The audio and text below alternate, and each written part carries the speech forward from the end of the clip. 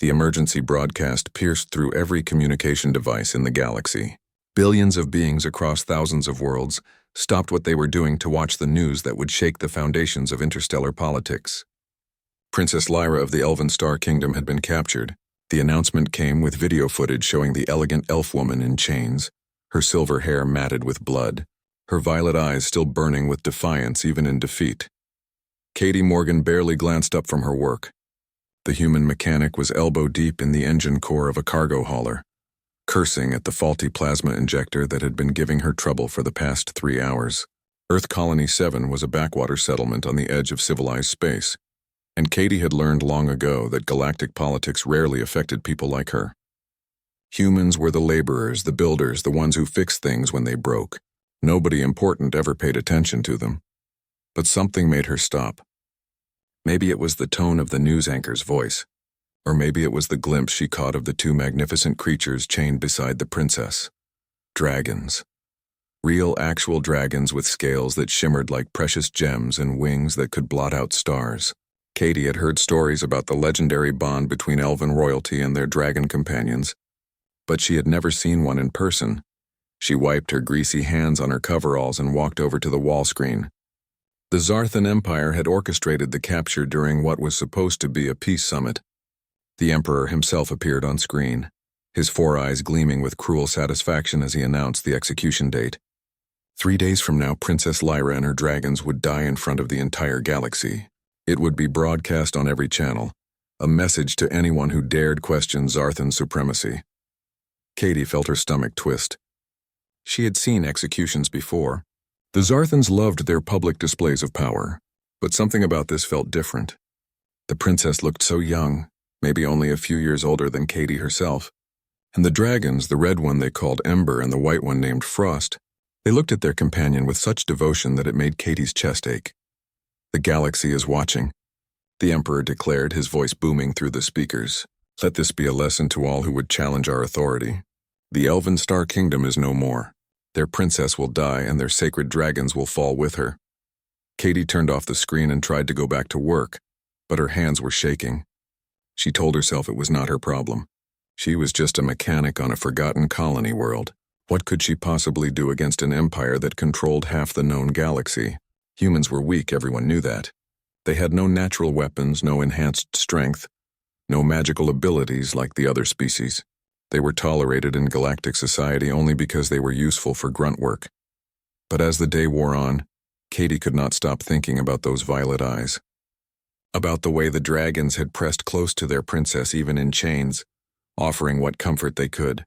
About the injustice of executing someone for the crime of trying to make peace. That night, Katie sat in her small apartment staring at her computer terminal. She had always been good with technology, better than most.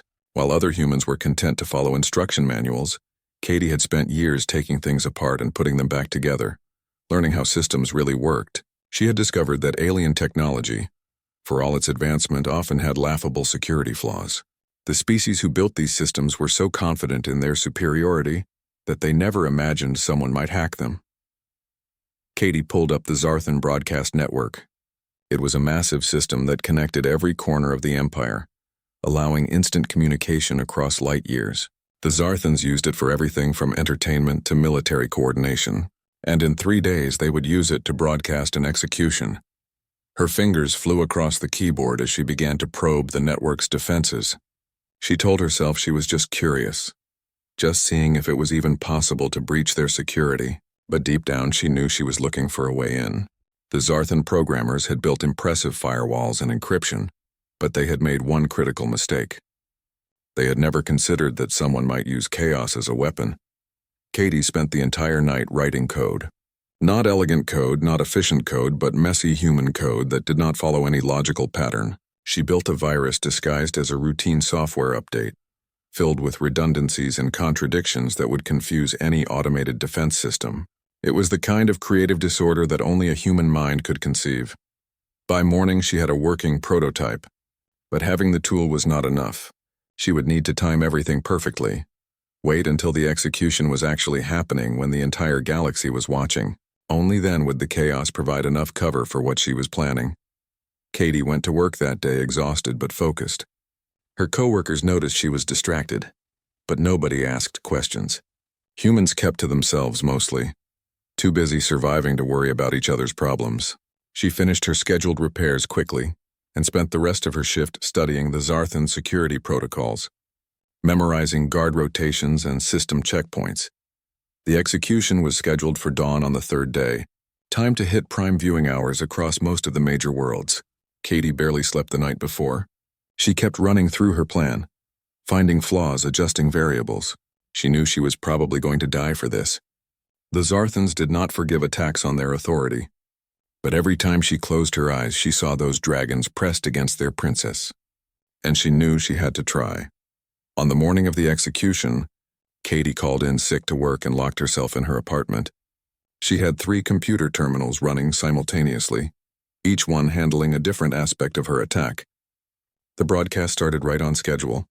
Katie watched as the camera showed Princess Lyra being led onto the execution platform.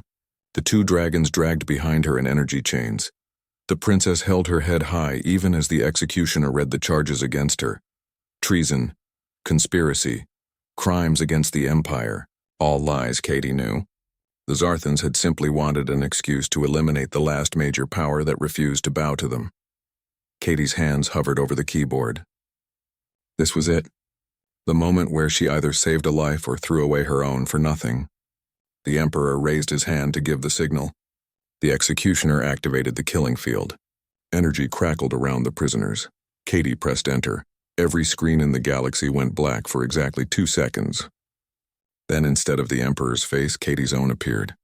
She had not planned what to say, had not rehearsed any speech. She just spoke from her heart, her voice clear despite her terror.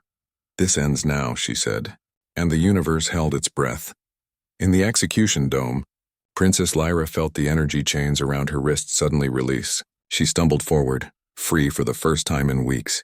Beside her, Ember and Frost roared as their restraints shattered.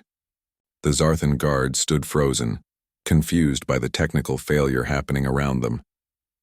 The princess looked up at the screens, showing the human woman who had just hacked an empire. Their eyes met across light years of space. Katie smiled grimly and started typing again. The real rescue was just beginning. The execution dome erupted into chaos. Zarthan guards rushed forward with weapons drawn, but Ember was faster. The red dragon's throat glowed like molten metal before he unleashed a torrent of flames that turned the front line of soldiers into screaming torches. Frost moved in perfect synchronization with her brother, breathing a wave of ice that froze weapons to hands and locked joints in armor. Princess Lyra did not hesitate. Years of combat training took over as she rolled forward, snatching a plasma rifle from a frozen guard's grip. She came up firing, each shot precise and calculated.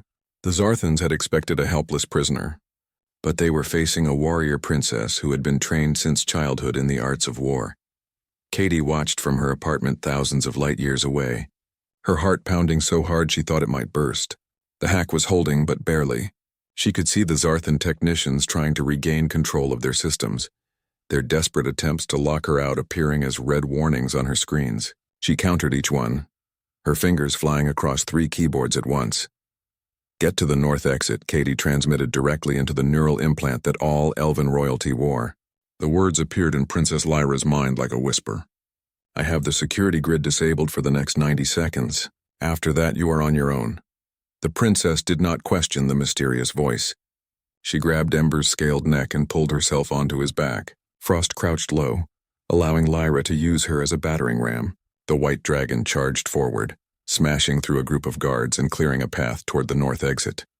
The Emperor's voice boomed through the dome's speakers, shrill with rage. Stop them. Kill the dragons if you must, but bring me the princess alive. I want her to watch her companions die before I execute her myself. More guards poured into the dome from every entrance. The Zarthan military was the most advanced in the galaxy, equipped with weapons that could level cities. But they had never fought dragons before, had never experienced the raw primal power of creatures older than most civilizations. Ember and Frost moved like a 2-headed storm of fire and ice, their bond with each other so perfect that they needed no communication to coordinate their attacks.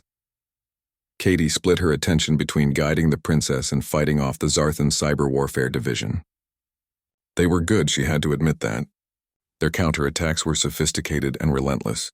but they were also predictable, following established protocols and standard responses. Katie threw everything she knew at them, including tricks that made no logical sense. She rerouted power through entertainment channels, disguised her commands as food service requests, and at one point she crashed an entire server farm by ordering 1 million virtual pizzas to be delivered to the Emperor's palace. The north exit was sealed with a blast door 3 feet thick. Lyra fired her plasma rifle at the control panel, but the door did not budge. Behind them, more guards were advancing, having learned to coordinate their attacks. They had brought in heavy weapons now, the kind that could punch through dragon scales. Ember and Frost, Lyra called to her companions. Together, the dragons understood immediately. They had been bonded to the princess since they hatched, their minds linked in ways that went beyond simple communication. Ember moved to the left side of the door while Frost took the right. They inhaled deeply, their chests expanding as they gathered their power. When they exhaled, fire and ice hit the blast door simultaneously. The temperature differential was so extreme that the metal screamed. Molecular bonds shattered under the stress. Cracks spread across the door's surface like lightning. Lyra added her plasma rifle to the assault, firing at the weakest points. The door exploded outward in a shower of molten metal and frozen shrapnel.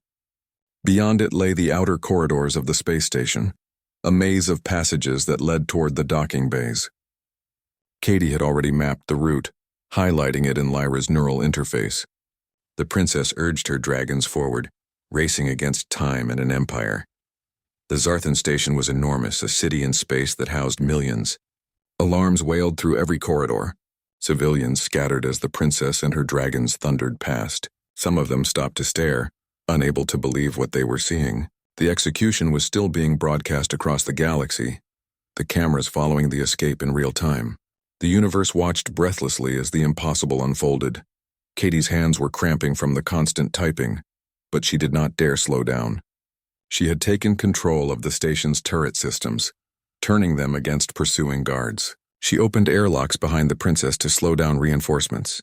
She even hijacked the station's entertainment system, flooding the corridors with loud music to cover the sound of dragon footsteps. But the Zarthans were adapting. Their military commanders had figured out that someone was hacking their systems from the outside. They started shutting down entire sections of the network, willing to cripple their own station if it meant stopping the escape. Katie felt her access shrinking as doors closed around her digital presence. Bay 17, she transmitted urgently. There is a scout ship fueling up. I am activating it now. You have maybe 2 minutes before they cut me off completely. Princess Lyra burst into the docking bay with her dragons close behind. The scout ship was small, barely large enough for one person, let alone a princess and 2 full-grown dragons. But it was their only chance. The ship's engines were already warming up, courtesy of Katie's remote access. Zarthan fighters were scrambling on the other side of the bay, pilots rushing to their crafts. Lyra knew they would never make it if those fighters launched. She turned to her dragons, pain already filling her heart at what she was about to ask. "You must make yourselves small," she said softly, touching their massive heads. "Please, my friends, trust me." Dragons had an ability that few people knew about. They could compress their physical forms, folding themselves into spaces that seemed impossible. It was painful and exhausting. But Ember and Frost would do anything for their princess. They began to shrink, their bodies compacting until they were no larger than large dogs. Even reduced in size, their eyes still burned with ancient power. The princess scooped up her companions and ran for the scout ship. Plasma bolts sizzled past her head as guards finally got a clear line of fire. One bolt grazed her shoulder, burning through fabric and skin. Lyra bit back a scream and kept running. She practically threw herself and the dragons into the ship's cockpit. The canopy sealed automatically. Through the windscreen, she could see Zarthan fighters beginning to lift off. They would be trapped before they ever left the bay. Then every light in the docking bay went out. Emergency power failed. Life support systems shut down. Even the artificial gravity flickered. In the confusion, Katie had executed her final hack. She had overloaded the station's main reactor. Not enough to cause an explosion, but enough to force an emergency shutdown of all non-essential systems. The scout ship's engines roared to life. Princess Lyra gripped the controls and fired the thrusters. The ship shot forward through the bay doors just as they started to close. Zarthan fighters struggled to pursue, their systems rebooting slowly in the darkness. Katie allowed herself a moment of triumph as she watched the scout ship escape into open space. Then she saw the countdown timer on her screen. The Zarthans had traced her location. Military ships were already en route to Earth Colony 7. She had maybe 20 minutes before they arrived. 20 minutes to disappear before an Empire's wrath fell on her head. Katie saved all her work, wiped her computers, and grabbed the emergency pack she always kept ready. As she ran from her apartment, she could not help but smile. She had done it. One human mechanic had challenged an Empire and won. Now she just had to survive long enough to meet the princess she had saved. Princess Lyra pushed the scout ship to its maximum speed, the small vessel shaking violently as it strained against its design limits. Behind her, compressed into the cramped passenger space, Ember and Frost whimpered softly. The size reduction was taking its toll on them, their bodies not meant to maintain such an unnatural form for long. The princess could feel their discomfort through their bond, a constant ache in her own chest. "Where am I going?" she asked the empty air, hoping the mysterious human could still hear her. The neural implant crackled with static before a voice came through, weaker now but still clear. "I am sending you coordinates," Katie transmitted. "It is my home colony, Earth Colony 7. I know it is not much, but the Zarthans usually ignore it. You should be safe there for a while." "Why are you helping me?" Lyra asked. "You do not know me. You have risked everything for a stranger." There was a long pause before Katie responded. "Because it was the right thing to do. Because I am tired of watching innocent people die while the galaxy does nothing. Because someone had to stand up and say no." The transmission cut off suddenly. Lyra tried to re-establish contact but received only silence. She programmed the coordinates into the navigation system and engaged the hyperdrive. The stars stretched into lines as the ship jumped to faster than light speed. Meanwhile, Katie was running through the streets of Earth Colony 7's main settlement. The town was small, maybe 5,000 humans living in prefabricated buildings that had seen better days. She ducked into an alley as she heard the distinctive whine of atmospheric entry. The Zarthan ships were here. 3 military cruisers descended from the sky like angry gods. Their weapon systems locked onto Katie's apartment building. The first blast vaporized the entire structure, sending debris raining down on neighboring buildings. Colonists screamed and ran for shelter as the Zarthans began a systematic search. Katie had anticipated this. She had spent years preparing for the day she might need to vanish. She slipped into the colony's maintenance tunnels, a network of passages beneath the town that most people did not even know existed. Down here in the dark, she was invisible. She made her way to the old starport on the colony's edge, a mostly abandoned facility from when Earth Colony 7 had been more prosperous. Katie kept a backup ship here, nothing fancy but functional. She was almost to the hangar when she heard voices echoing through the tunnel behind her. The Zarthans had brought tracking hounds, biomechanical creatures designed to hunt prey across any terrain. Katie broke into a sprint, her lungs burning. The hangar entrance was just ahead. She could hear the hounds getting closer, their mechanical growls bouncing off the tunnel walls. She burst through the hangar door and sealed it behind her. The old cargo hauler sat in the center of the space, its hull covered in rust and dents. Katie had never been so happy to see that ugly ship. She ran up the boarding ramp and fired up the engines, not bothering with the usual pre-flight checks. The hounds were already tearing at the hangar door. The hauler lifted off just as the Zarthans broke through. Plasma fire scorched the air around her ship. Katie yanked the controls hard, sending the hauler into a wild corkscrew that threw off their aim. She punched the throttle and shot toward the sky, praying the old shields would hold. The 3 Zarthan cruisers turned their attention to her escaping ship. Their weapons were far superior to anything Katie had. But the hauler was nimble in atmosphere, and Katie had been flying since she was 12. She dove through a canyon, weaving between rock formations while the cruisers struggled to follow. Their larger size made them clumsy at low altitude. Katie led them on a chase across the colony's surface, using every trick she knew. She skimmed across lakes, sending up walls of water that confused their sensors. She flew through dust storms and magnetic anomalies. But she knew she could not keep this up forever. The hauler's shields were failing and she was almost out of fuel. Then salvation came from an unexpected direction. Princess Lyra's scout ship dropped out of hyperspace directly above the colony, weapons hot and ready. The Zarthan cruisers had seconds to react before the princess opened fire. Her first volley destroyed the lead cruiser's engines, sending it spiraling into the ocean. The second cruiser took a direct hit to its command deck. The third cruiser tried to retreat, but Ember and Frost had expanded back to their full size inside the scout ship's cargo bay. Lyra opened the bay doors and her dragons leaped out, their wings spreading wide as they caught the air. They descended on the fleeing cruiser like ancient demons, Ember melting its hull with sustained fire breath while Frost froze its cooling systems. Katie brought her hauler alongside the scout ship and waved through the windscreen. Princess Lyra smiled, a genuine expression of joy that transformed her face. For the first time since her capture, the princess felt something like hope. They landed in a hidden valley far from the main settlement, a place Katie had scouted years ago as a potential refuge. The two women met outside their ships, standing in the purple grass under an alien sky.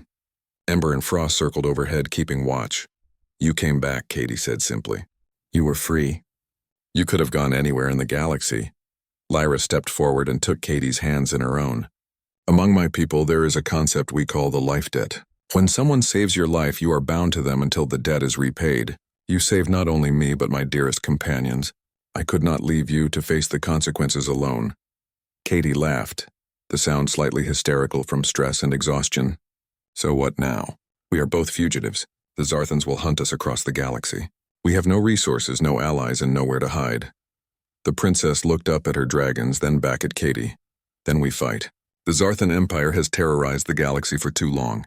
They thrive because people are afraid to stand against them. But you were not afraid. One human mechanic challenged an empire and won. If word of that spreads, if others see what is possible, maybe they will find their courage too." Katie wanted to argue that it was hopeless, that two people and two dragons could not possibly stand against an empire. But she remembered the feeling she had when she pressed that button, when she decided to act instead of standing by. She had felt alive in a way she never had before. "The galaxy is watching," Lyra continued. "Your broadcast reached every corner of known space. Right now, on 1,000 worlds, people are talking about what happened. They saw a princess refuse to bow. They saw dragons break their chains. They saw a human nobody thought was important change everything. We have something the Zarthans can never have. We have hope." Ember landed beside them with a ground-shaking thud. The red dragon lowered his massive head and looked directly at Katie with eyes older than civilizations. He rumbled deep in his chest, a sound that Katie felt in her bones. Frost joined her brother, the white dragon's ice-blue eyes examining the human with curiosity and something that might have been respect. "They accept you," Lyra said with wonder in her voice. "Dragons do not give their trust easily. They see something in you. Something special." Katie reached out a trembling hand and touched Ember's scaled snout. The dragon's skin was warm, almost hot, and she could feel the power thrumming beneath the surface. Frost nudged her other hand, demanding equal attention. Katie found herself laughing and crying at the same time. "Okay," she said finally. "Okay, we fight, but we do it smart. We cannot go head-to-head with the Empire. We need to be clever. We need to inspire others to join us. We need to become a symbol." Princess Lyra smiled, and it was the smile of a warrior queen. "Then let us show the galaxy what happens when you back a princess and her dragons into a corner. Let us show them that even the smallest voice can shake an empire. Let us show them that humanity is not weak." Together, the unlikely allies began to plan their rebellion, while overhead the stars watched and waited to see what these brave few would accomplish. The rebellion began not with armies or weapons, but with a simple message. Katie sat in the makeshift command center she had built in the hidden valley, surrounded by salvaged equipment and stolen Zarthan technology. Her fingers moved across the keyboard as she crafted the words that would spread across the galaxy.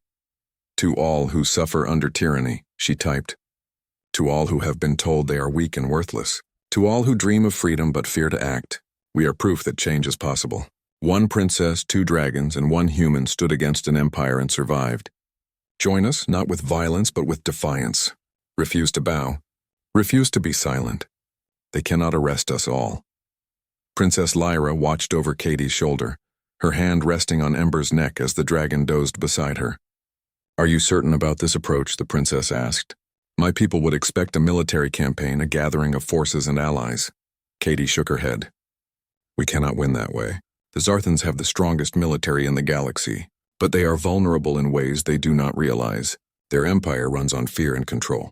If we can break that fear, if we can show people that resistance is possible, the whole structure starts to crumble. She pressed send, and the message shot out through a network of relay stations and pirate satellites.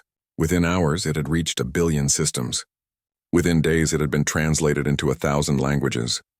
The galaxy's oppressed masses read it and wondered if maybe, just maybe, they too could be brave.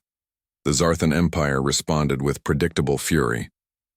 The Emperor declared Katie and Lyra the most wanted criminals in galactic history. He offered rewards that could buy entire planets for information leading to their capture. Zarthan propaganda flooded every channel, painting the fugitives as dangerous terrorists who threatened galactic stability. But something unexpected happened. People started to push back. On a mining colony in the Helios sector, workers refused to meet their quotas, demanding better conditions. When Zarthan overseers threatened them, the workers pointed to the broadcast of Katie's rescue and said if one human could challenge the Empire, so could they. On the planet Vex Prime, students held protests in the streets, carrying images of Princess Lyra and her dragons as symbols of resistance. Katie monitored it all from her hidden base, her heart swelling with pride and terror in equal measure. She had started something much bigger than she had imagined.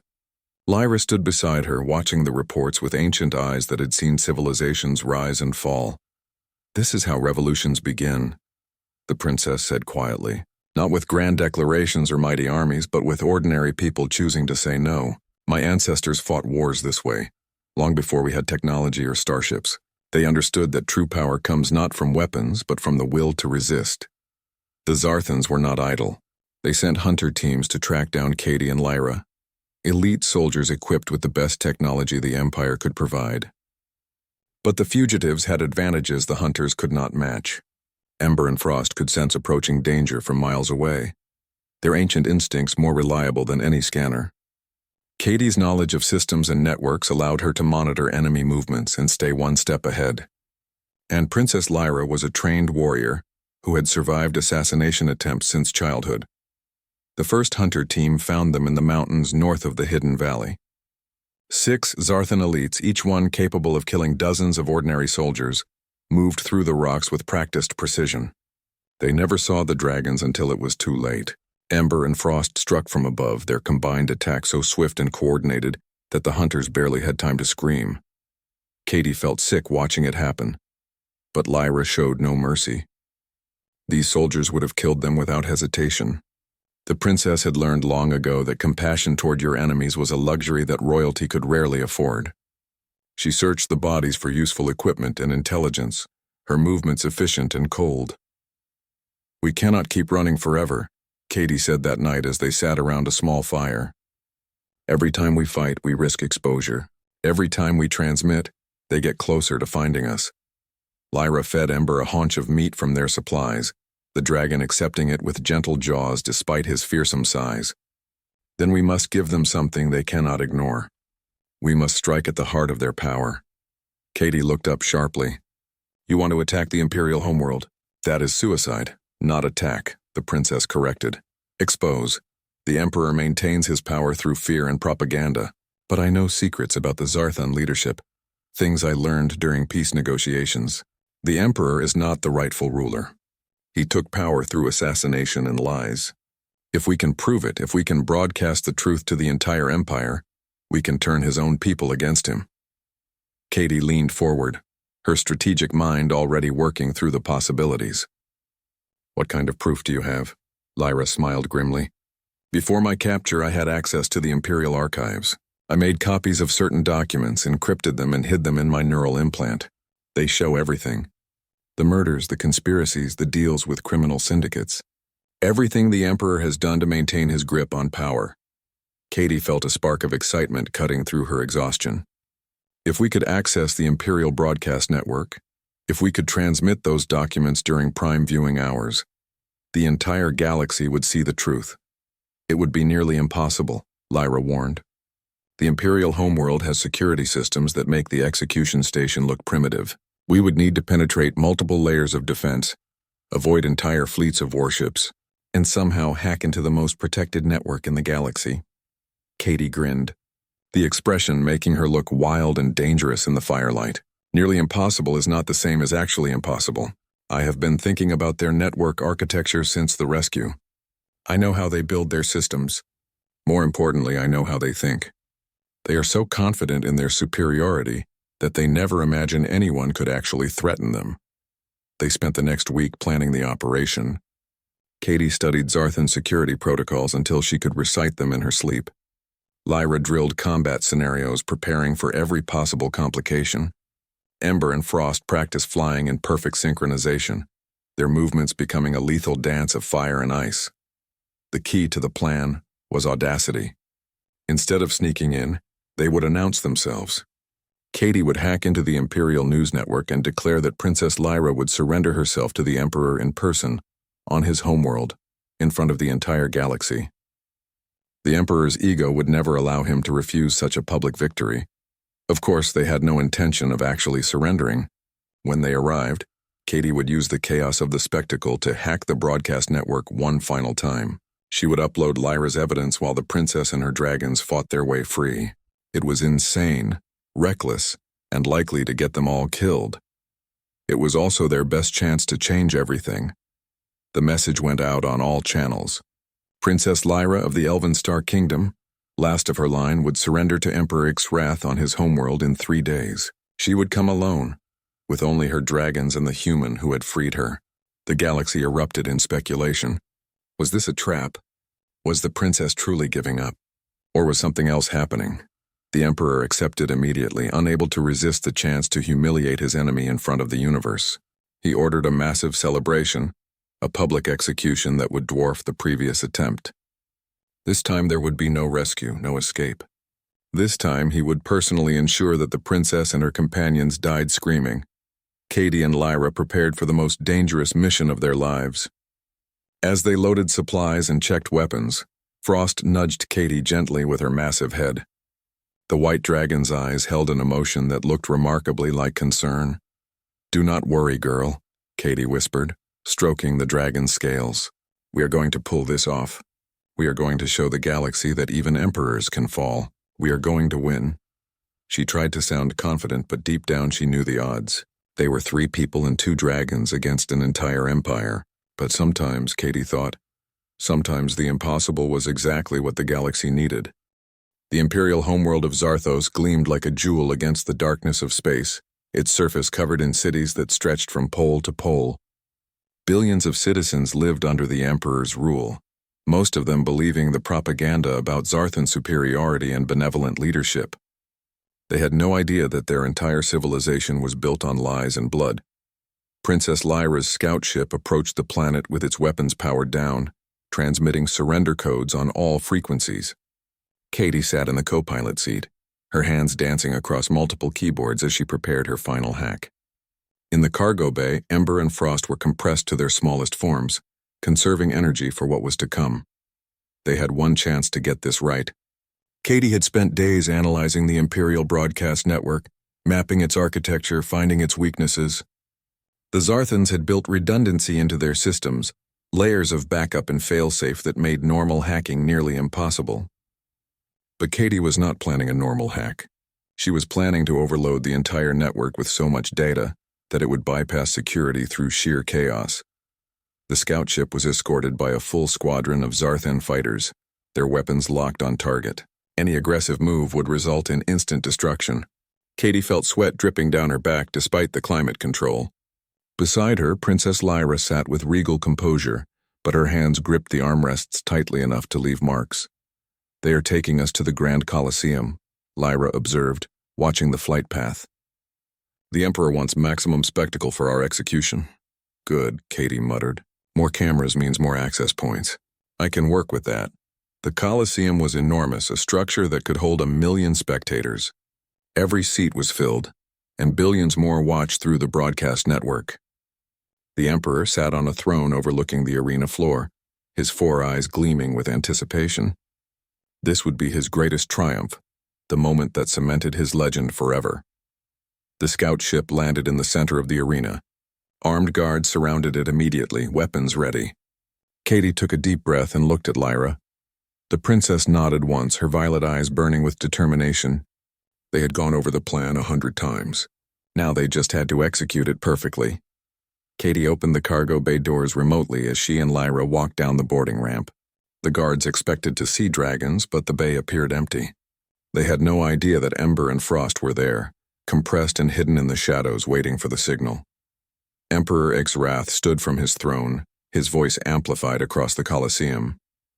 Princess Lyra, you have caused me considerable trouble, but now you will serve as an example to all who would defy the Zarthan Empire. You and your human pet will die today, and the galaxy will remember what happens to rebels. Lyra raised her chin defiantly. I am not here to surrender, Emperor. I am here to expose you for what you really are. A murderer. A usurper. A tyrant who rules through fear and lies. The crowd murmured in confusion. The Emperor's face darkened with rage. Silence.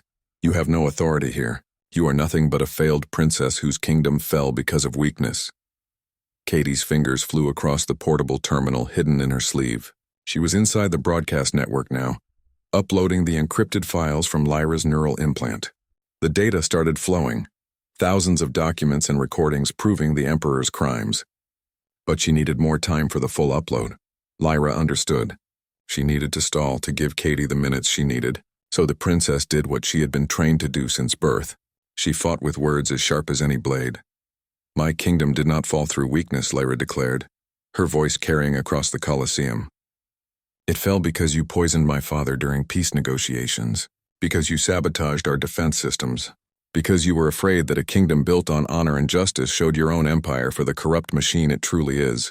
The Emperor snarled and gestured to his guards. Kill them. Kill them both now. The guards raised their weapons, but Katie pressed a button on her terminal. Every screen in the Colosseum suddenly displayed a document, a detailed record of Emperor Ixrath's assassination of the previous Zarthan ruler, his own brother. The crowd gasped. More documents followed, each one more damning than the last. Proof of mass murders, of deals with slave traders, of weapons sold to terrorists. The Emperor roared in fury. This is a trick. Lies fabricated by enemies of the state. But Katie had more than documents. She had recordings, video, and audio of the Emperor himself ordering atrocities, his own voice condemning him, his own face twisted with cruelty as he commanded executions of innocent people. The evidence was overwhelming and undeniable. The broadcast was reaching every corner of the galaxy now, trillions of beings watching as their Emperor was exposed. On Zarthos itself, citizens stared at the screens in shock. Many had suspected corruption, but seeing the proof was different. Their entire understanding of reality was crumbling. Katie finished the upload and shouted to Lyra, "It is done." "Let us go." The princess whistled sharply, a sound that carried across the arena. Ember and Frost exploded from the scout ship in their full glory, expanding to massive size in seconds. The dragons roared in unison, the sound so loud that the Colosseum's walls cracked. Ember unleashed a wall of flame that drove back the guards while Frost created a bridge of ice leading up toward the Colosseum's exit. Chaos erupted. The guards were firing wildly, but their shots went wide as panicking spectators tried to flee. The Emperor was screaming orders that nobody followed, his authority evaporating as his crimes were displayed for all to see. Katie and Lyra ran for the dragons. Ember crouched low, allowing them to climb onto his back. Frost took the lead, her ice breath creating a path through the smoke and confusion. They launched themselves into the air, wings beating hard as they climbed toward freedom. Zarthan fighters scrambled to pursue, but something unprecedented happened. Several pilots refused to engage, their faith in the Empire shattered by what they had seen. Others hesitated, unsure if they were defending justice or protecting a criminal. That moment of doubt was all the fugitives needed. Katie guided them toward the planet's edge where she had hidden a hyperspace jump beacon. As they flew, she monitored the broadcasts from around the galaxy. The reaction was everything she had hoped for and more. Protests were erupting on a dozen worlds. Zarthan officials were being arrested by their own people. The Empire was tearing itself apart from within. They reached the beacon and activated it, disappearing into hyperspace just as the remaining loyal fighters opened fire. The jump was rough, but they made it. They emerged in a remote system far from Zarthan space, a place where they could finally rest. Katie collapsed against Ember's neck, exhausted beyond measure. "Did it work?" she asked weakly. Did we actually do it? Princess Lyra looked back toward Zarthan space, using her enhanced elven sight to see things Katie could not. She smiled slowly. The Emperor's palace is burning. The military has split into factions. The civilian government is calling for trials. Yes, Katie, we did it. We brought down an empire. Ember and Frost landed on a small moon, their riders sliding down to solid ground. The dragons expanded fully, stretching their wings and roaring their triumph to the stars. Katie sat down hard, her legs refusing to hold her up anymore. What happens now, she asked. The Empire is falling, but that does not mean the galaxy is safe. There will be chaos, probably civil war. Lyra sat beside her, looking tired but hopeful. Now the real work begins. Now we help build something better. A galaxy where power is not taken but earned, where justice matters more than strength, where even humans are recognized for their worth. Katie laughed, the sound slightly hysterical. No pressure then. The princess put her arm around Katie's shoulders, a gesture of friendship that crossed the boundaries of species and culture. You changed everything, one person with the courage to act. That is how the galaxy changes. Not through grand gestures, but through individuals choosing to do what is right. They sat together as the sun rose over the alien landscape, two unlikely friends who had challenged an empire and won. Behind them, Ember and Frost curled protectively around their companions. Above them, the stars witnessed the birth of a new age. The Zarthan Empire would spend decades unraveling, its corruption exposed and its power broken. New governments would rise, some good and some bad, but all of them would remember the lesson. Remember what happened when they pushed too far. Remember the princess and her dragons. Remember the human who refused to be silent. And across the galaxy, on 1,000 worlds, people told the story. The story of how one mechanic from a forgotten colony hacked an empire and saved a princess. The story of how courage mattered more than power. The story of how change was always possible if you were brave enough to act. Katie Morgan had been nobody special, just another human trying to survive in an indifferent universe. But she had seen injustice and refused to look away. She had seen the impossible and decided to try anyway, and in doing so she had become something more. Not a hero in the traditional sense, but something better. She had become hope.